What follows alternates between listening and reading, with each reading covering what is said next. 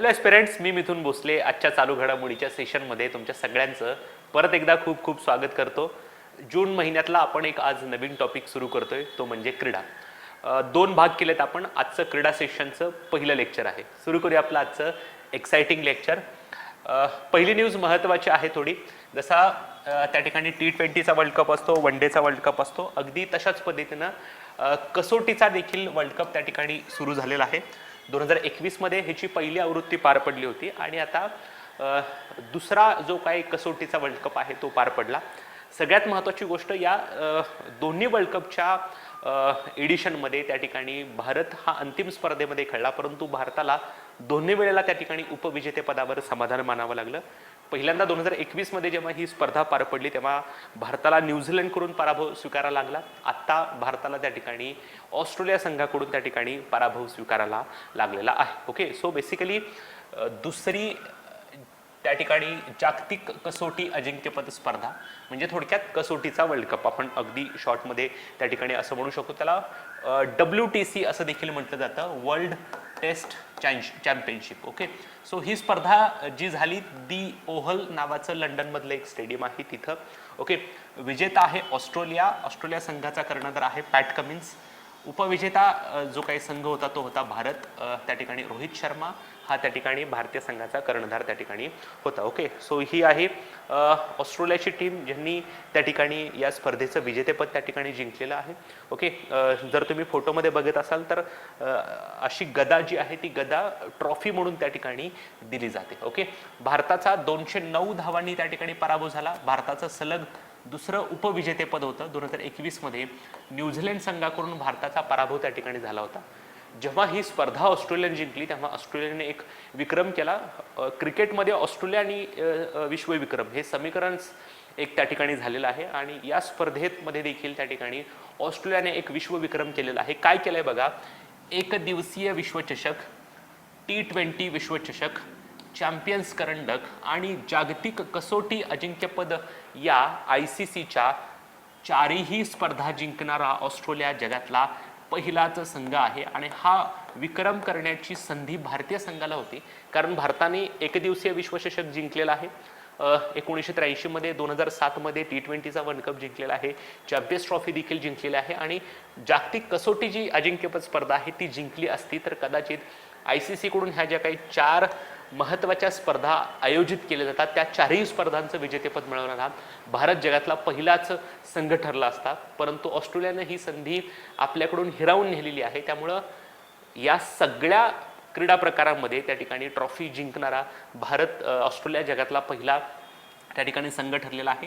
Travis head जो आहे Australia संघाचा, तो या स्पर्धेमध्ये मॅन ऑफ द मॅच त्या ठिकाणी ठरलेला आहे. Okay, yes. नंतर लाल मातीवर खेळली जाणारी महत्त्वाची एक ग्रँड स्लॅम स्पर्धा, फ्रेंच ओपन ग्रँड स्लॅम स्पर्धा, वर्षातील दुसरी ही स्पर्धा पार पडलेली आहे. या स्पर्धेमध्ये एक महत्त्वाचा विक्रम देखील झालेला आहे. नोवाक जोकोविचनं विक्रमी 23वा ग्रँड स्लॅम जिंकलेला आहे. ओके, सो ही जी काय फ्रेंच ओपन ग्रँड स्लॅम स्पर्धा आहे ती त्यातले बेसिकली आपण दोनच गोष्टी बघणार आहोत. एक आहे महिला एकेरी आणि त्या ठिकाणी दुसरं आहे पुरुष एकेरी. पुरुष एकेरीचं विजेतेपद नोवाक जोकोविचनं जिंकले, त्याच्याबद्दल मी डिटेल त्या ठिकाणी विक्रमवीर नोवाक जोकोविच या अंडर त्या ठिकाणी कव्हर केलेलं आहे. परंतु फ्रेंच ओपन महिला एकेरीचं विजेतेपद कोणी जिंकलंय तर इगा स्वियातेकनं जिंकलेलं आहे, जी पोलंड या देशाची आहे. एकूण चौथे तर फ्रेंच ओपन स्पर्धेचं हे तिचं तिसरं ग्रँड स्लॅम आहे. कॅरोलिना मुचोव ही जी काही झेक प्रजासत्ताकची आहे तिचा तिनं पराभव त्या ठिकाणी केलेला आहे. सो आयोगानं प्रश्न जेव्हा विचारलेले आहेत ह्या ग्रँड स्लॅम स्पर्धेविषयी तेव्हाच विचारलेले आहेत जेव्हा कुठल्या तरी खेळाडूनं त्या ठिकाणी विश्वविक्रम केलेला आहे. जेव्हा राफेल नदालनं 22वा विक्रमी विजेतेपद जिंकलं तेव्हा त्याच्यावरती आयोगाने प्रश्न विचारला होता. आता नोवाक जोकोविचनं विक्रमी विजेतेपद जिंकलेलं आहे, त्यामुळे त्याच्यावर प्रश्न विचारण्याची शक्यता त्या ठिकाणी जास्त आहे. फ्रेंच ओपन ग्रँड स्लॅम स्पर्धेचं महिला एकेरीचं विजेतेपद कोणी जिंकलं किंवा ती कोणत्या देशाची आहे इथपर्यंतच प्रश्न विचारण्याची शक्यता आहे. एकूण चौथं फ्रेंच ओपन स्पर्धेचं तिसरं हे विचारण्याची शक्यता कमी आहे, किंवा कोणत्या स्पर्धकाला हरवून तिनं विजेतेपद जिंकलं हे पण शक्यता थोडी कमी आहे. पुरुष एकेरीचं विजेतेपद नोवाक जोकोविचनं जिंकलेलं आहे, सो सर्बियाचा आहे. हे या त्याचं एकूण 23वं तर फ्रेंच ओपन स्पर्धेचं तिसरं ग्रँड स्लॅम होतं. ही महत्त्वाची गोष्ट आहे, आपण नंतर बघणारच आहोत. हे त्याचं विक्रमी 23वं ग्रँड स्लॅम विजेतेपद आहे, कारण 23 ग्रँड स्लॅम जिंकणारा हा पहिला पुरुष खेळाडू त्या ठिकाणी ठरलेला आहे. उपविजेता आहे कॅस्पर रूड, नॉर्वेचा जो आहे त्याचा पराभव करत त्यांनी या स्पर्धेचं विजेतेपद जिंकलेलं आहे. फ्रेंच ओपन ग्रँड स्लॅम स्पर्धा ह्याला रोलँड गॅरोस असं देखील त्या ठिकाणी म्हटलं जातं. वर्षातील ही दुसरी ग्रँड स्लॅम स्पर्धा आहे. ह्या ज्या काही ग्रँड स्लॅम स्पर्धा आहेत त्या विशिष्ट क्रमानं होत असतात. त्याच्यासाठी एक शॉर्ट फॉर्म लक्षात ठेवा, अफवा. ओके, ऑस्ट्रेलियन, फ्रेंच, विम्बल्डन आणि अमेरिकन. सो ग्रँड स्लॅम हा टेनिस स्पर्धेमधला असलेल्या एक महत्त्वाच्या स्पर्धा आहेत. अफवा याच क्रमांकावर होत असतात. अमेरिकन, फ्रेंच, विम्बल्डन आणि ऑस्ट्रेलियन, फ्रेंच, विम्बल्डन आणि अमेरिकन या 4 क्रमांकाने ह्या स्पर्धा होत असतात. सो जर बघायला गेलं तर फ्रेंच ओपन ही वर्षातली दुसरी ग्रँड स्लॅम स्पर्धा आहे. 1891 मध्ये ह्या स्पर्धेची सुरुवात झाली. पॅरिस या ठिकाणी ही स्पर्धा खेळली जाते. दरवर्षी मे आणि जून महिन्यामध्ये ह्या स्पर्धेचं आयोजन केलं जातं. लाल माती म्हणजे थोडक्यात खाली क्ले कोर्ट असतं आणि ह्या क्ले कोर्टवर ही स्पर्धा त्या ठिकाणी खेळली जाते. इथं जर तुम्ही बघितला तर विक्रमवीर तुम्हाला त्या ठिकाणी जोकोविच दिसतोय आणि त्याच्या पाठीमागे लाल माती त्या ठिकाणी दिसत आहे. Okay, yes. चलो, आता आपण विक्रमवीर नोवाक जोकोविच बघणार आहोत, कारण थोडं डिटेलमध्ये घ्यावं लागणार. ओके, म्हणून मी याच्यासाठी एक सेपरेट त्या ठिकाणी न्यूज त्या ठिकाणी बनवलेली आहे. विक्रमवीर नोवाक जोकोविच. आता ह्या नोवाक जोकोविचनं काय विक्रम तयार केलेला आहे किंवा काय विक्रम बनवलेला आहे, तर सर्वाधिक ग्रँड स्लॅम जिंकणारा पुरुष खेळाडू. ओके, सगळ्यात महत्त्वाची गोष्ट, त्यानं आतापर्यंत 23 ग्रँड स्लॅम जिंकलेले आहेत. ऑस्ट्रेलियन आहेत 10, फ्रेंच आहेत 3, विम्बल्डन आहेत 7 आणि अमेरिकन आहेत 3. सो 2 आणि 4 नंबरच्या जे स्पर्धा आहेत ते लक्षात ठेवायला सोपं आहे. बघा, 3-3 जिंकलेले आहेत. आयोग तुम्हाला इथ्याबद्दल डिटेलमध्ये प्रश्न विचारू शकतो, कारण पहिल्यांदाच कोणत्या तरी पुरुष टेनिसपटूनं एवढे ग्रँड स्लॅम त्या ठिकाणी जिंकलेले आहेत. त्यामुळे आयोग तुम्हाला नंबर्सवर जर प्रश्न विचारला गेला तर असा पण प्रश्न विचारू शकतं की नोवाक जोकोविचनं विक्रमी कितवं ग्रँड स्लॅम विजेतेपद जिंकले, 23वं, किंवा हे 23वं ग्रँड स्लॅम विजेतेपद कोणतं होतं, तर लक्षात ठेवा फ्रेंच ओपन या स्पर्धेचं विजेतेपद जिंकून त्यांनी हा विक्रम त्या ठिकाणी केलेला आहे. ओके, येस, आलं लक्षात सगळ्यांना. चलो, वयाच्या 36व्या वर्षी ग्रँड स्लॅम विजेतेपद जिंकणारा तो चौथा खेळाडू ठरलेला आहे. Age is the number for Novak जोकोविच. वयाच्या 36व्या वर्षी ज्या ठिकाणी तुमच्या स्टॅमिनाचा कस बघणारा जो काही स्पर्धा आहे ती म्हणजे लॉन टेनिस, आणि ह्या स्पर्धेमध्ये वयाच्या 36व्या वर्षी त्यानं ग्रँड स्लॅम त्या ठिकाणी जिंकलेला आहे. प्रत्येक ग्रँड स्लॅम स्पर्धा किमान 3 वेळा जिंकणारा हा पहिला खेळाडू आहे. आपण म्हटलं की या 4 स्पर्धा आहेत grand slam, Australian, French, Wimbledon आणि अमेरिकन, प्रत्येक स्पर्धा किमान 3 वेळा जिंकलेल्या आहे. आणि अशा प्रकारे तो विक्रम करणारा हा पहिलाच खेळाडू त्या ठिकाणी ठरलेला आहे. सर्वाधिक ग्रँड स्लॅम जिंकणाऱ्या महिला खेळाडू, हे एक ॲडिशनल माहिती, हे तुम्हाला माहीत आहे का चॅप्टरमध्ये त्या ठिकाणी घेत आहे. ओके, सो लक्षात ठेवा, ओव्हरऑल पुरुषांचा आणि स्त्रियांचा जर विचार करायचा असेल तर सर्वाधिक ग्रँड स्लॅम स्पर्धा कोणी जिंकलेल्या आहेत, तर ऑस्ट्रेलियाच्या मार्गारेट कोर्ट यांनी जिंकलेल्या आहेत. आणि एकूण किती त्यांनी ग्रँड स्लॅम जिंकलेले आहेत बघा, 24 ग्रँड स्लॅम त्यांनी जिंकलेले आहेत. याचा अर्थ भविष्यामध्ये जर त्या ठिकाणी नोवाक जोकोविचनं आणखीन एखादं ग्रँड स्लॅम जिंकलं तर मार्गारेट कोर्टच्या सर्वाधिक ग्रँड स्लॅम जिंकणाऱ्या विक्रमाशी त्यानं बरोबरी त्या ठिकाणी करणार आहे. 2 नंबरला त्या ठिकाणी सेरेना विल्यम्स आहे, तिची 23 ग्रँड स्लॅम आहे. त्याचा अर्थ नोवाक जोकोविचनं सेरेना विल्यम्सच्या विक्रमासोबत त्या ठिकाणी काय केलेली आहे, बरोबरी केलेली आहे. 23 ग्रँड स्लॅम तिच्या देखील नावावर आहेत. स्टेफी ग्राफ त्या ठिकाणी तिच्या नावावर 22 ग्रँड स्लॅम आहेत. ओके, सो ओव्हरऑल पुरुषांचा आणि स्त्रियांचा जर विचार करायचा असेल तर 1 नंबरला आहे मार्गारेट कोर्ट, 24 ग्रँड स्लॅम. 2 नंबरला 2 खेळाडू आहेत, एक सेरेना विल्यम्स जिनं 23 ग्रँड स्लॅम जिंकल्यात, प्लस नोवाक जोकोविच त्यानं पण 23 ग्रँड स्लॅम जिंकलेले आहेत. त्यामुळे आयोग तुम्हाला स्टेटमेंटमध्ये असं पण प्रश्न स्टेटमेंट टाकू शकतं की नोवाक जोकोविचनं सेरेना विल्यम्सच्या 23 ग्रँड स्लॅम विक्रमाशी बरोबरी त्या ठिकाणी केलेली आहे. ओके, येस, आलं लक्षात सगळ्यांना. चलो, सर्वाधिक ग्रँड स्लॅम जिंकणारे पुरुष खेळाडू, 1 नंबरचं तर आपल्याला नाव माहीतच आहे, नोवाक जोकोविच 23.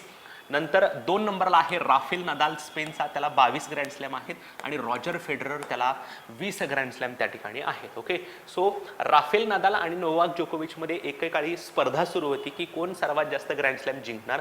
कदाचित यावेळेला हा विक्रम करण्याची संधी राफेल नदालला मिळाली असती. नोवाक जोकोविच आणि राफेल नदाल 22 ग्रँड स्लॅम जिंकून त्या ठिकाणी संयुक्तरित्या प्रथम स्थानावर होते, परंतु त्या ठिकाणी राफेल नदालनं या वर्षीची स्पर्धा खेळण्यास नकार त्या ठिकाणी दिला होता. यामुळं या वर्षीच्या फ्रेंच ओपन स्पर्धेमध्ये तो सहभागी झालेला नव्हता. आणि सगळ्यात महत्त्वाची गोष्ट, राफेल नदालला या लाल मातीचा बादशाह किंवा फ्रेंच स्पर्धेचा बादशाह असं म्हटलं जातं. त्यामुळे कदाचित जर राफेल नदाल या वर्षीच्या फ्रेंच ओपन स्पर्धेमध्ये सहभागी झाला असता तर कदाचित तो सर्वाधिक ग्रँड स्लॅम जिंकणारा खेळाडू ठरला असता. परंतु ही विक्रम करण्याची संधी नोवाक जोकोविचनं त्या ठिकाणी त्याला दिली नाही. स्वतः स्पर्धेमध्ये सहभागी झाल्यानंतर नोवाक जोकोविच हा सर्वाधिक ग्रँड स्लॅम जिंकणारा पुरुष खेळाडू त्या ठिकाणी ठरला आहे. परंतु ओव्हरऑल जर विचार करायचा असेल तर मार्गारेट कोर्ट 1 नंबरला आहे. तिनं 24 ग्रँड स्लॅम जिंकलेले आहे. Okay, yes. चलो, नंतर आपण बघणार आहोत एक महत्त्वाची खेलो इंडिया स्पर्धा. परंतु ही खेलो इंडिया स्पर्धा विद्यापीठीय स्तराची आहे. खेलो इंडिया विद्यापीठीय स्पर्धा 2022. जरी स्पर्धेचं नावामध्ये तुम्हाला वर्ष 2022 दिसत असलं तरी ही स्पर्धा 2023 मध्ये त्या ठिकाणी पार पडलेली आहे. सो बेसिकली आपण जर बघायला गेलं तर खेलो इंडिया त्या ठिकाणी आणखीन एक असते बघा, खेलो इंडिया त्या ठिकाणी आपण युवा स्पर्धा म्हणतो. ही खेलो इंडिया विद्यापीठीय स्पर्धा आहे. म्हणजे आपल्या देशातल्या जे काही सार्वजनिक किंवा खाजगी विद्यापीठ आहेत त्यांचे संघ त्या ठिकाणी पार्टिसिपेट होत असतात. खेलो इंडिया विद्यापीठीय स्पर्धाचा यजमान किंवा कोणत्या ठिकाणी पार पडली हे तुम्हाला विचारलं जाऊ शकतं. उत्तर प्रदेशमध्ये पार पडली. वाराणसी, गोरखपूर, गौतम बुद्ध नगर, लखनौ या ठिकाणी ही स्पर्धा पार पडली 25 मे ते 3 जून या काळामध्ये. शुभंकर हा होता जितू नावाचा बाराशिंगा. ऑफिशियल मॅस्कॉट होता बाराशिंगा नावाचा जितू. ओके, 21 क्रीडा प्रकार, 208 प्लस विद्यापीठात, 4000 प्लस खेळाडू त्या ठिकाणी सहभागी झाले होते. या ठिकाणी तुम्हाला जितू नावाचा जो काही बाराशिंगा आहे तो मॅस्कट त्या ठिकाणी दिसत आहे. नरेंद्र मोदी यांनी व्हिडिओ कॉन्फरन्सिंगच्या माध्यमातून त्याचं उद्घाटन त्या ठिकाणी केलं होतं. पदक तक्त्यामध्ये 1 नंबरचं विद्यापीठ आहे पंजाब विद्यापीठ. त्यानं टोटल 26 सुवर्णपदक जिंकत या पदक तालिकेमध्ये 1 नंबरचं स्थान मिळवलं. 2 नंबरला गुरु नानक देव विद्यापीठ अमृतसर आणि 3 नंबरला आहे कर्नाटकमधलं जैन विद्यापीठ. तुम्हाला इथं प्रश्न विचारू शकता आयोग की या खेलो इंडिया विद्यापीठीय स्पर्धेमध्ये 1 नंबरचं विद्यापीठ कुठलं राहिलेलं आहे, तर ते आहे Punjab university. Okay, Khelo India विद्यापीठाची स्पर्धेची सुरुवात 2020 मध्ये झाली. केंद्रीय क्रीडा व युवक व्यवहार मंत्रालय आणि स्पोर्ट्स अथॉरिटी ऑफ इंडिया, त्याला साई असं देखील म्हटलं जातं किंवा त्याला भारतीय क्रीडा प्राधिकरण म्हणतो, त्याच्याकडून आयोजन केलं जातं. पहिली स्पर्धा 2020 मध्ये Kalinga Institute of Industry and Technology Odisha या ठिकाणी पार पडली होती. दुसरी जैन विद्यापीठ बंगळुरू या ठिकाणी पार पडली होती. आणि तिसरी आता जी पार पडली होती ती उत्तर प्रदेशमध्ये. सो या ठिकाणी तुम्हाला 3 गोष्टी प्रामुख्याने लक्षात ठेवायच्या आहेत. एक, ही स्पर्धा कुठं झाली, तर उत्तर प्रदेशला. या स्पर्धेचा शुभंकर काय होता, तर जितू नावाचा बाराशिंगा. आणि या स्पर्धेमध्ये 1 नंबरचं विद्यापीठ कुठलं राहिलं, तर ते आहे पंजाब विद्यापीठ. रिव्हिजन करत असताना याच गोष्टींवर तुमची प्रामुख्यानं रिव्हिजन झाली पाहिजे, कारण आयोग तुम्हाला याच ठिकाणी प्रश्न विचारू शकतं. Okay, yes. नंतर पहिली जनजातीय किंवा आदिवासी क्रीडा महोत्सव. इथं बेसिकली ज्या काही देशातल्या आणि राज्यातील विविध आदिवासी जमाती आहेत त्या आदिवासी जमातीतील खेळाडू या ठिकाणी सहभागी झाले होते. Kalinga Institute of Social Sciences Bhubaneswar Odisha इथे जी काही संस्था आहे तिथं ही स्पर्धा पार पडली. त्यामुळे आयोग असं पण म्हणू शकता की पहिली जनजातीय आदिवासी क्रीडा महोत्सव कुठं पार पडला, तर तो पार पडला भुवनेश्वरमधल्या ओडिशा या ठिकाणी. केंद्रीय सांस्कृतिक मंत्रालय, ओडिशा राज्य सरकार आणि कलिंग इन्स्टिट्यूट यांच्याकडून संयुक्तरित्या या स्पर्धाचं आयोजन करण्यात आलं. 5000हून अधिक खेळाडू या स्पर्धेमध्ये सहभागी झाली होती. आणि जो काही फायनली मेडल टेबल होतं त्या मेडल टेबलमध्ये 1 नंबरला ओडिशा त्या ठिकाणी राहिलेला आहे. नंतर कर्नाटक आहे, झारखंड आहे. या ठिकाणी तुम्हाला 2 गोष्टी महत्त्वाच्या लक्षात ठेवायच्या आहेत. एक, या स्पर्धेचं आयोजन कुठं झालं, तर ओडिशा. आणि ऑटोमॅटिकली दुसरा तुम्हाला बीट लक्षात राहील की या मेडल टॅलीमध्ये 1 नंबरला कोण होतं, तर या मेडल टॅलीमध्ये ऑब्व्हियसली ओडिशा त्या ठिकाणी प्रथम क्रमांकावर राहिलेलं होतं. नंतर भारताची बॅडमिंटनमधली एक महत्त्वाची जोडी, त्या जोडीनं एक महत्त्वाची स्पर्धा त्या ठिकाणी जिंकलेली आहे. मध्यंतरी कुठल्या तरी परीक्षेला या दोघांची नावं दिली होती, सात्विक साईराज आणि चिराग शेट्टी. हे 2 खेळाडू खालीपैकी कोणत्या खेळाशी संबंधित आहेत असा आयोगाने एक प्रश्न विचारला होता. सो हे 2 खेळाडू जे आहेत ते बॅडमिंटन या खेळाशी संदर्भात त्या ठिकाणी आहेत. सो सात्विक साईराज आणि चिराग शेट्टींनी एक ऐतिहासिक जेतेपद मिळवलेलं आहे. ना भूत ना भविष्य जिंकण्याची कामगिरी त्या ठिकाणी त्यांनी केलेली आहे. सो ह्यांनी कुठली स्पर्धा जिंकली आहे तर इंडोनेशिया ओपन बॅडमिंटन स्पर्धा. पुरुष दुहेरी या कॅटेगरीमध्ये त्यांनी ही स्पर्धा जिंकलेली आहे. म्हणजे बेसिकली ही स्पर्धा पुरुष एकेरी, महिला एकेरी, पुरुष दुहेरी, मिश्र दुहेरी याच्यामध्ये त्या ठिकाणी ऑर्गनाईज केली जाते. सो बॅडमिंटन स्पर्धेमध्ये नेटच्या पलीकडे 2 खेळाडू असतात आणि अलीकडे 2 खेळाडू असतात. सो दोघं एका टीममध्ये असतात. सो म्हणून त्याला आपण मिश्र दुहेरी, पुरुष दुहेरी असं म्हटलंय. मलेशियाच्या आरोन चिया आणि सोह ई इक यांचा पराभव केला. हे प्रतिस्पर्धी लक्षात ठेवण्याची काही आवश्यकता नाही आहे. फक्त प्रश्न विचारताना तुम्हाला हाच विचारला जाऊ शकतो की सात्विक साईराज आणि चिराग शेट्टी यांनी कोणत्या स्पर्धेचं विजेतेपद जिंकलं तर ते आहे इंडोनेशिया ओपन. सगळ्यात महत्त्वाची ह्या ज्या काही बॅडमिंटन स्पर्धा असतात त्यांचा एक विशिष्ट दर्जा असतो. For example super 100, super 300, super 500, super 750. Okay, ही जी काही इंडोनेशिया ओपन बॅडमिंटन स्पर्धा होती तिचा दर्जा होता सुपर 1000. ओके, सो सुपर 1000 दर्जा असलेल्या स्पर्धेचं विजेतेपद पहिल्यांदाच या जोडीनं त्या ठिकाणी जिंकलेलं आहे. सो या जोडीचं म्हणजे सात्विकचं आणि चिरागचं सुपर 1000 दर्जा असलेल्या स्पर्धेचं पहिलंच विजेतेपद आहे. आणि सगळ्यात महत्त्वाची गोष्ट की ज्याच्यावर तुम्हाला स्टेटमेंटमध्ये आयोग प्रश्न विचारू शकतं की सुपर 1000 दर्जा असलेल्या स्पर्धेचं जेतेपद मिळवणारी पहिली भारतीय जोडी कोण. सो सात्विक साईराज आणि चिराग शेट्टी ही पहिली भारतीय जोडी आहे. त्यांनी एका बॅडमिंटन स्पर्धेचं विजेतेपद जिंकलं ज्या स्पर्धेला सुपर 1000चा दर्जा त्या ठिकाणी होता. सो सुपर 1000 दर्जा असलेल्या स्पर्धेचं विजेतेपद जिंकणारी पहिली भारतीय जोडी आहे. प्लस या जोडीचं सुपर 1000 त्या ठिकाणी दर्जा असलेल्या स्पर्धेचं पहिलंच विजेतेपद त्या ठिकाणी आहे. सो तुम्हाला हे प्रश्न विचारला जाऊ शकतो, लक्षात ठेवा. नंतर सुपर 100, सुपर 300, सुपर 500, सुपर 750 आणि सुपर 1000 असा दर्जा असणाऱ्या सगळ्या बॅडमिंटन स्पर्धा जिंकणारी पहिली भारतीय जोडी आहे. याचा अर्थ सात्विक साईराज आणि चिराग शेट्टी यांनी 100, 300, 500 आणि 750 दर्जा असलेल्या स्पर्धा आतापर्यंत जिंकल्या होत्या. त्यांना आतापर्यंत या स्पर्धेचं विजेतेपद कधी मिळालेलं नव्हतं. सो बेसिकली बॅडमिंटनमध्ये 1, 2, 3, 4 आणि 5 दर्जाच्या स्पर्धा आयोजित केल्या जातात आणि ह्या सगळ्या स्पर्धेंचं विजेतेपद त्या ठिकाणी या जोडीला मिळालेलं आहे. सो बेसिकली 2 प्रश्न त्या ठिकाणी विचारले जाऊ शकतात. एक, या जोडीनं कोणत्या स्पर्धेचं विजेतेपद जिंकले किंवा सुपर 1000 दर्जा असलेल्या स्पर्धेचं विजेतेपद जिंकणारी पहिली भारतीय जोडी कोण, किंवा सात्विक साईराज आणि चिराग शेट्टी खालीलपैकी कोणत्या खेळाशी संबंधित आहेत तर ते आहेत बॅडमिंटन खेळाशी संबंधित. Okay, yes. चलो, नंतर सात्विक आणि चिरागनं अनेक स्पर्धांची विजेतेपद जिंकल्यात. बर्मिंगहॅम राष्ट्रकुल स्पर्धेमध्ये त्यांनी सुवर्ण पदक जिंकले. गोल्ड कोस्ट राष्ट्रकुल क्रीडा स्पर्धामध्ये सिल्वर मेडल जिंकले. थॉमस चषक जो पुरुषांचा एक सांघिक बॅडमिंटन स्पर्धा आहे त्या स्पर्धेमध्ये त्या ठिकाणी सुवर्ण पदक जिंकले. जागतिक अजिंक्यपद स्पर्धा जी आहे त्याच्यामध्ये कांस्य पदक. स्विस ओपन 300 दर्जा असलेली स्पर्धा. थायलंड व भारतीय ओपन सुपर 500 दर्जा असलेली स्पर्धा. फ्रेंच ओपन सुपर 750 दर्जा असलेली स्पर्धा. सो आतापर्यंत या स्पर्धेचं विजेतेपद त्यांनी जिंकलेलं आहे.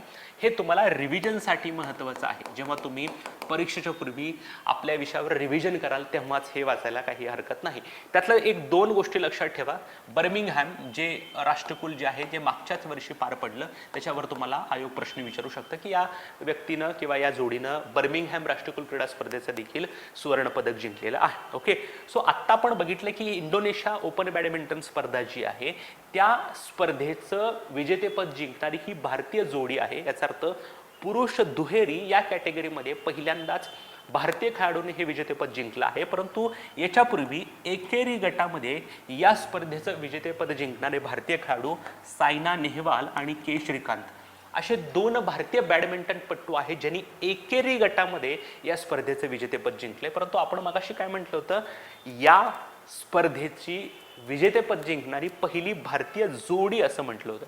याचा अर्थ पुरुष दुहेरीमध्ये पहिल्यांदाच या भारतीय खेळाडूंनी विजेतेपद त्या ठिकाणी जिंकलं आहे. परंतु पुरुष एकेरीमध्ये एकेरी गटामध्ये सायना नेहवाल आणि के श्रीकांत यांनी हे विजेतेपद जिंकलं होतं. नंतर बॅडमिंटनमधलं आणखीन एक मोठं नाव, त्याचं नाव आहे HS प्रणॉय.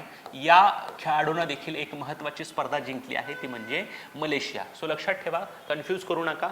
सात्विक आणि चिरागनं इंडोनेशियाचं विजेतेपद जिंकलंय, तर एच.एस. प्रणॉयनं मलेशियन मास्टर्स बॅडमिंटन स्पर्धेचं विजेतेपद जिंकलंय. ही स्पर्धा क्वालालंपूरमध्ये वेंग हॉंग येंग या प्रतिस्पर्ध्याचा त्यानं पराभव केला. ही स्पर्धा जिंकणारा पहिला पुरुष भारतीय पट्टू. आतापर्यंत या मलेशियन ओपन बॅडमिंटन स्पर्धेचं विजेतेपद कोणत्याही भारतीय पुरुष बॅडमिंटनपटूनं जिंकलेलं नव्हतं. हा स्पर्धा जिंकणारा पहिला पुरुष भारतीय बॅडमिंटनपटू आहे. त्यामुळे तुम्हाला इथं आयोग प्रश्न विचारू शकतं की मलेशिया मास्टर्स बॅडमिंटन स्पर्धा जिंकणारा पहिला पुरुष भारतीय बॅडमिंटनपटू तुम्हाला त्याच्यामध्ये एच.एस. प्रणॉय त्या ठिकाणी लक्षात ठेवायचं आहे. Okay, yes. चलो, नंतर आहे युवा म्हणजे 20 वर्षाखालील आशियाई ॲथलेटिक्स स्पर्धा.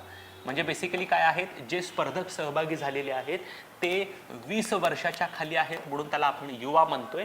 आणि या स्पर्धेमध्ये सहभागी होणारे सर्व स्पर्धक हे फक्त आशियाई देशाचे आहेत म्हणून आपण त्याला आशियाई ॲथलेटिक्स चॅम्पियनशिप म्हणतोय. ॲथलेटिक्स म्हणजे काय, 100 मीटर धावणे, 200 मीटर धावणे, थाळीफेक, गोळाफेक, भालाफेक ह्या स्पर्धा त्या ठिकाणी असतात. तो सगळ्यात महत्त्वाची गोष्ट, तुम्हाला ही स्पर्धा कुठं झाली माहीत पाहिजे. याची ओन जी दक्षिण कोरिया नावाचा देश आहे तिथं त्या ठिकाणी ही स्पर्धा पार पडली. भारतानं टोटल 19 पदकं जिंकली. ह्यामध्ये 6 सुवर्ण पदकं आहेत. पॉईंट्स टेबलमध्ये भारत त्या ठिकाणी 3ऱ्या स्थानावर आहे. पॉईंट्स टेबलमधला पहिला देश जो आहे तो जपान, त्यांनी टोटल 21 पदकं त्या ठिकाणी जिंकली होती. सो महत्त्वाची गोष्ट आहे, आयोग तुम्हाला प्रश्न विचारू शकतं. 20 वर्षाखालील आशियाई ॲथलेटिक्स स्पर्धा कुठं पार पडली, तर याची ओन दक्षिण कोरिया या ठिकाणी. भारतानं चांगली कामगिरी केली. भारत या पदक तालिकेमध्ये 3ऱ्या स्थानावर होता. टोटल 19 आणि सुवर्ण पदकं 6 जिंकली. वर्तमानपत्रांचा जर रेफरन्स घेतला तर 6 सुवर्ण पदकं कोणत्या खेळाडूंनी जिंकली हे आपल्यासाठी महत्त्वाचं नाही आहे, परंतु एक केस स्टडी आली होती एका महत्त्वाच्या खेळाडूचं.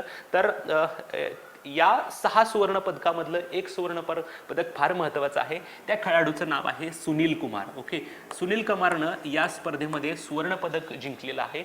आणि तो जो स्पोर्ट्स खेळतो तो पण स्पोर्ट्स खूप चॅलेंजिंग त्या ठिकाणी आहे. त्याचं नाव आहे डेकॅथलॉन. लक्षात ठेवा, डेकॅथलॉन म्हणजे आपण म्हणतो बघा, त्याच्यामध्ये टोटल 10 क्रीडा प्रकारांचा समावेश असतो. 100 मीटर असतं, 200 मीटर असतो, लांब उडी असते, उंच उडी असते, पोल वॉल्ट असतं, म्हणजे त्या ठिकाणी पोलवरून त्या ठिकाणी उडी मारायची असते. सो असे 10 क्रीडा प्रकार असतात. हे 10 क्रीडा प्रकारामध्ये सहभागी व्हायचं असतं आणि प्रत्येक क्रीडा प्रकाराला काही मार्क्स त्या ठिकाणी दिलेले असतात. आणि हे सगळं 10 क्रीडा प्रकार झाल्यानंतर कोणी सर्वात जास्त गुण मिळालेले आहेत ते बघून त्याला सुवर्ण पदक दिलं जातं. सो हे खूप चॅलेंजिंग असलेली स्पर्धा आहे. जेव्हा ह्या खेळाडूनं सुवर्ण पदक जिंकलं होतं तेव्हा बऱ्याच वर्तमानपत्रांमध्ये ह्या सुनील कुमारबद्दल लेख त्या ठिकाणी लिहून आलेले होते. कारण ही स्पर्धा सहभागी होण्यासाठी जेव्हा तो चालला होता तेव्हा पोल वॉल्ट या स्पर्धेसाठी एक बांबू त्या ठिकाणी लागत असतो. त्या बांबूच्या आधारे ती उडी मारायची असते. परंतु इथं विमानतळावर त्याचं चेकिंग झालं आणि त्याला जो काही पोल वॉल्ट आहे किंवा बांबू जो आहे तो खेळायला घेऊन जायला परमिशन मिळालेली नव्हती. आणि त्यांना असं ठरवलं की आता आपण स्पर्धेमध्ये सहभागी त्या ठिकाणी व्हायचं आहे, कारण त्याला तेवढेच गुण होते, तेवढे गुण त्याला कमी पडणार होते. त्यामुळे त्याचं सुवर्ण पदकाचं स्वप्न जे आहे ते अधुरं राहण्याची शक्यता होते. परंतु जेव्हा तो तिथं गेला, प्रॅक्टिस करायला सुरू केली, तेव्हा तिथे एक त्याचा दुसऱ्या देशाचा मित्र तयार झाला. त्या देशाच्या मित्रानं त्याला त्या ठिकाणी ही पोल जो आहे बांबू आहे तो देण्यास त्याने मदत केली आणि त्याच बांबूच्या आधारे त्यानं या स्पर्धेमध्ये सहभाग घेतला आणि त्याला फायनली सुवर्ण पदक त्या ठिकाणी मिळालेलं होतं. सो ज्या खेळाडूने त्याला त्या ठिकाणी अशा प्रकारचं बांबू त्या ठिकाणी दिला होता किंवा उडी मारण्यासाठी, त्याचं त्यानं आभार त्यानं मांडले होते आणि त्या खेळाडूचं पण वैयक्तिक त्या ठिकाणी कौतुक त्या ठिकाणी झालं होतं. सो ह्या 6 सुवर्ण पदकांमध्ये एक पदक त्या ठिकाणी फार महत्त्वाचं आहे. ते म्हणजे पुरुषांच्या डेकॅथलॉनमध्ये, म्हणजे 10 क्रीडा प्रकारांचा समावेश असलेला एक क्रीडा प्रकार असतो, त्याच्यामध्ये सुनील कुमार या भारतीय खेळाडूनं त्या ठिकाणी सुवर्ण पदक जिंकलेलं होतं. नंतर आहे पुरुष आशिया क्रिकेट कप 2023. ॲक्च्युली हा कप जो आहे तो बेसिकली पाकिस्तानमध्ये होणार होता, परंतु पाकिस्तानमध्ये भारतीय संघाने खेळण्यास विरोध त्या ठिकाणी केला. त्यामुळं हा जो काही आशिया क्रिकेट कप आहे तो थोडा चर्चेत होता. 31 ऑगस्ट ते 17 सप्टेंबर 2023 दरम्यान ही स्पर्धा पार पडेल, परंतु ही स्पर्धा आता पाकिस्तानसोबत श्रीलंकेमध्ये देखील त्या ठिकाणी पार पडली. म्हणजे थोडक्यात भारताचे जे काही सामने आहेत ते श्रीलंकेमध्ये त्या ठिकाणी खेळवले जातात. थोडक्यात या स्पर्धेचं आयोजन हायब्रिड मॉडेलनुसार, म्हणजे एक यजमान नाहीये. पाकिस्तान आणि श्रीलंका या दोन्ही देशांमध्ये या स्पर्धेचं आयोजन त्या ठिकाणी खेळलं जाईल. भारताच्या सर्व स्पर्धा ज्या आहेत, सामने जे आहेत ते त्या ठिकाणी श्रीलंकेमध्ये त्या ठिकाणी खेळले जातील आणि फायनली भारत जरी फायनलमध्ये गेला तरी ही स्पर्धा देखील त्या ठिकाणी कुठं होईल, त्या ठिकाणी श्रीलंकेमध्येच होईल. टोटल 6 देश त्या ठिकाणी सहभागी आहेत. इंडिया आहे, पाकिस्तान आहे, नेपाळ आहे, श्रीलंका आहे, बांगलादेश आहे आणि अफगाणिस्तान आहे. त्याच्यामध्ये पहिले 4 देश थोडे स्ट्रॉंग कंटेंडर आहेत. इंडिया असेल, पाकिस्तान असेल, श्रीलंका आणि बांगलादेश. मागच्या वर्षी ही स्पर्धा श्रीलंकेनं जिंकली होती. श्रीलंका या स्पर्धेमध्ये डार्क हॉर्स ठरला होता. त्यांनी पाकिस्तानला पराभूत करत आशियाई कप क्रीडा स्पर्धेचं विजेतेपद जिंकलं होतं. सर्वात जास्त अपेक्षा होती की भारत या स्पर्धेचं विजेतेपद जिंकल, परंतु भारतानं ही स्पर्धा जिंकण्यामध्ये त्या ठिकाणी अपयश त्या ठिकाणी आलेलं होतं. सो मागच्या वर्षी ही स्पर्धा श्रीलंकेनं जिंकली होती. बघूया यावर्षी ही स्पर्धा कोण जिंकते. एक दिवसीय क्रिकेट म्हणजे वन डे फॉर्मॅटमध्ये ही स्पर्धा असेल. यापूर्वी ही स्पर्धा फक्त पाकिस्तानमध्ये होती, परंतु BCCIनं ही स्पर्धा पाकिस्तानमध्ये खेळण्यास नकार दिला, म्हणून फायनली ही स्पर्धा आता पाकिस्तान आणि श्रीलंकेमध्ये हायब्रिड मॉडेलनुसार त्या ठिकाणी पार पडणार आहे. ओके, नंतर भारताच्या फुटबॉल प्रेमींसाठी एक महत्त्वाची न्यूज आणि आनंदाची गोष्ट ती म्हणजे क्रिकेट प्रेमी आपल्या भारत देशामध्ये भारताच्या फुटबॉल संघानं एक महत्त्वाची स्पर्धा जिंकलेली आहे. तिचं नाव आहे 3rd इंटरकॉन्टिनेंटल फुटबॉल स्पर्धा. लक्षात ठेवा, प्रश्न विचारला जाऊ शकतो. 3री कॉन्टिनेंटल फुटबॉल स्पर्धा 2023चं विजेतेपद कोणी जिंकलं, तर ते जिंकलेलं आहे आपल्या भारतीय संघानं. कलिंगा स्टेडियम भुवनेश्वर या ठिकाणी ही स्पर्धा पार पडली. भारताचं हे दुसरे विजेतेपद होतं. याच्यापूर्वी 2018मध्ये भारतानं ही स्पर्धा जिंकली होती. उपविजेता लेबनॉन या संघाचा पराभव करत भारताने ही स्पर्धा त्या ठिकाणी जिंकलेली आहे. सुनील छत्री हा आपल्या भारतीय संघाचा कर्णधार त्या ठिकाणी होता. या स्पर्धेनंतर लगेच भारतानं SAFF South Asian Football Federation या स्पर्धेचं विजेतेपद देखील जिंकलं, परंतु ही घटना जुलैमध्ये झालेली आहे. त्यामुळे आपण जुलैमध्ये डिटेलमध्ये तेव्हा त्या ठिकाणी घेणारच आहोत. ओके, सो प्रश्न असा विचारला जाऊ शकतो की 3री कॉन्टिनेंटल फुटबॉल स्पर्धेचं विजेतेपद कोणत्या संघानं जिंकलं, तर ते भारतानं जिंकलं आहे. किंवा कोणत्या संघाला पराभूत करून, तर लेबनॉन संघाला पराभूत करून भारतानं हे विजेतेपद जिंकलेलं आहे. नंतर आहे एक महत्त्वाची चर्चेतील खेळाडू, तिचं नाव आहे CA Bhavani Devi. Okay, CA Bhavani Devi ही आशियाई तलवारबाजी स्पर्धेत पदक जिंकणारी पहिली भारतीय खेळाडू ठरलेली आहे. तिनं या स्पर्धेमध्ये कांस्य पदक त्या ठिकाणी जिंकलेलं आहे. चीनमधल्या वुक्सी या ठिकाणी ही स्पर्धा पार पडली. लक्षात ठेवायला अगदी सोपं आहे. तुम्हाला हा प्रश्न विचारला जाऊ शकतो की भवानी देवी खालीलपैकी कोणत्या खेळाशी संदर्भात आहे, तर तलवारबाजी. रिलेव्हन्स पण तसाच आहे.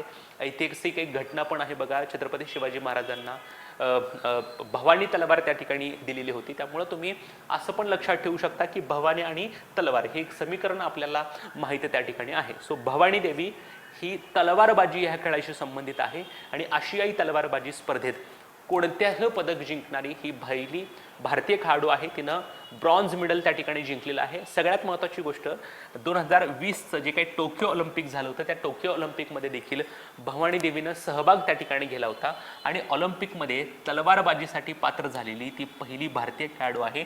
ती तामिळनाडू राज्यातून त्या ठिकाणी बिलॉंग करते. जेव्हा असं पदक किंवा काही ऐतिहासिक कामगिरी त्या ठिकाणी खेळाडूंकडून केली जाते, तेव्हा आयोगाचा पहिला कल हा असतो की हा खेळाडू जो आहे तो कोणत्या खेळाशी संबंधित आहे. त्यामुळे भवानी देवी ही तलवारबाजी या खेळाशी संबंधित आहे आणि आशियाई तलवारबाजी स्पर्धेमध्ये तिनं कांस्य पदक जिंकलेलं आहे. अशा प्रकारची कामगिरी करणारी ती पहिली भारतीय खेळाडू आहे. प्लस याच्यापूर्वी ती ऑलिम्पिकमध्ये देखील त्या ठिकाणी पात्र ठरलेली होती आणि या खेळामध्ये पात्र झालेली ती पहिलीच भारतीय खेळाडू आहे. ओके, नंतर आहे बघा जी काही 37वी राष्ट्रीय क्रीडा स्पर्धा आहे, त्या क्रीडा स्पर्धेच्या शुभंकराचं अनावरण म्हणजे मॅस्कटचं अनावरण त्या ठिकाणी झालेलं आहे. मॅस्कट म्हणजे अशी एखादी वस्तू, असा एखादा प्राणी जो गुड लक त्या ठिकाणी समजला जातो. ओके, सो बेसिकली ज्या काही भारतामध्ये अशा ज्या काही क्रीडा स्पर्धा होतात त्याचे मोस्ट ऑफ द टाइम्स जे शुभंकर आहेत ते शुभंकर सगळे त्या ठिकाणी काय आहेत, प्राणीच त्या ठिकाणी असतात. मग असे पण आपण बघितलं बघा 3री खेलो इंडिया विद्यापीठीय स्पर्धा, त्याच्यामध्ये पण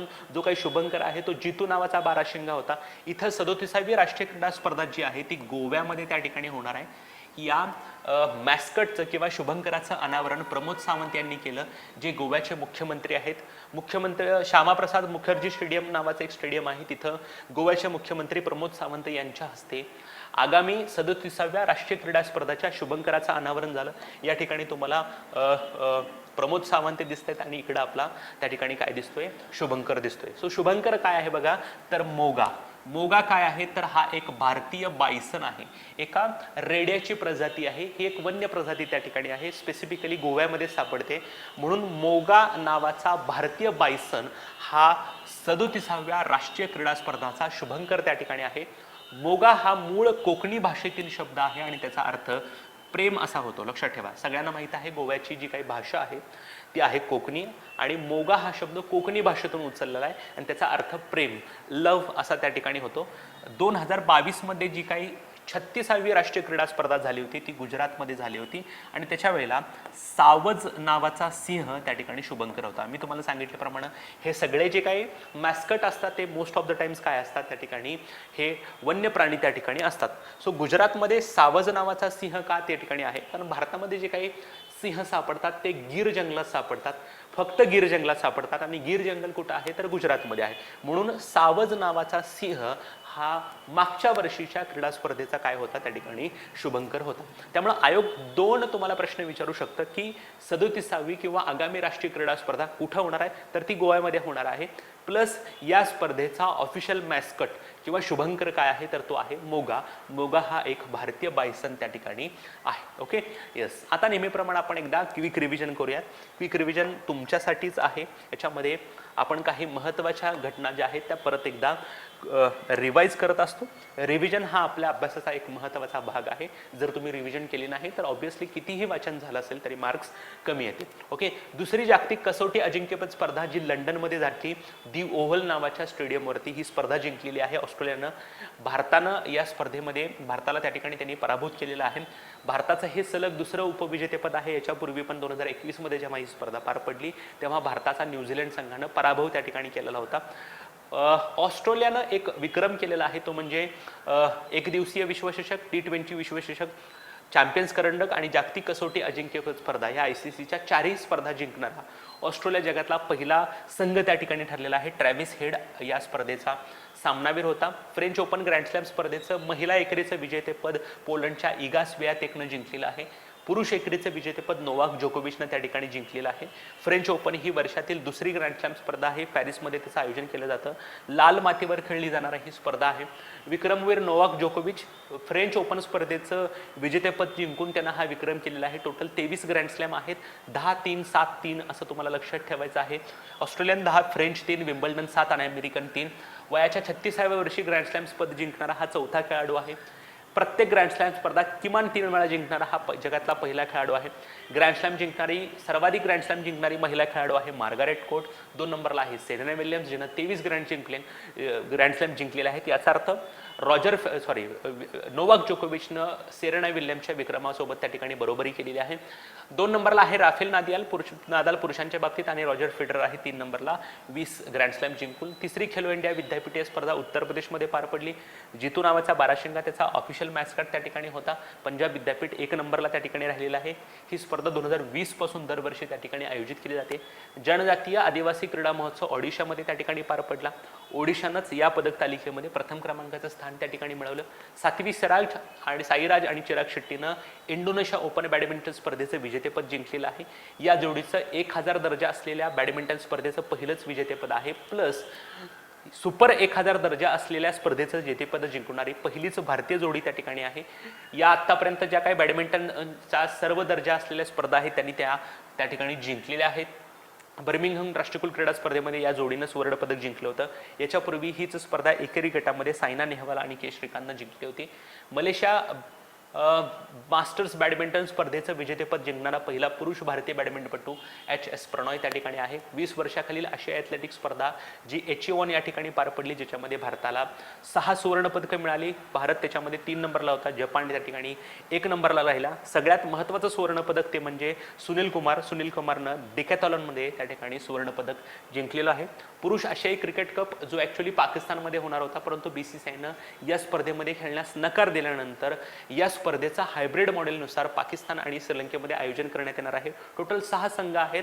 भारताचे जे काही सर्व सामने आहेत ते सर्व सामने श्रीलंकेमध्ये त्या ठिकाणी खेळवले जातील. नंतर तिसरी इंटरनॅशनल कॉन्टिनेंटल फुटबॉल स्पर्धा भारतानं जिंकली. लेबनॉन या संघाचा पराभव केला. भारतीय संघाचा कर्णधार सुनील छेत्री त्या ठिकाणी आहेत. CA भवानी देवी ही आशियाई तलवारबाजी स्पर्धेत पदक जिंकणारी पहिली भारतीय खेळाडू आहे. ऑलिम्पिकसाठी पात्र ठरलेली तलवारबाजीसाठी ची पहिली भारतीय खेळाडू देखील त्या ठिकाणी आहे. तामिळनाडूमधून बिलॉंग करते. 37व्या राष्ट्रीय क्रीडा स्पर्धेचा शुभंकर जो आहे तो मोगा आहे, जो एक भारतीय बायसन त्या ठिकाणी आहे. मोगा हा शब्द कोकणी भाषेत असून त्याचा अर्थ प्रेम असा होतो. ही स्पर्धा गोव्यामध्ये त्या ठिकाणी पार पडणार आहे आणि मागच्या वर्षीची स्पर्धा गुजरातमध्ये झाली. त्याचा ऑफिशियल मॅस्कॉट जो होता तो सावज नावाचा सिंह होता. ओके, सो आजच्यासाठी आपण इथेच थांबतो मित्रांनो. परत भेटूयात नवीन चालू घडामोडी आणि नवीन संकल्पना असेल. तोपर्यंत धन्यवाद.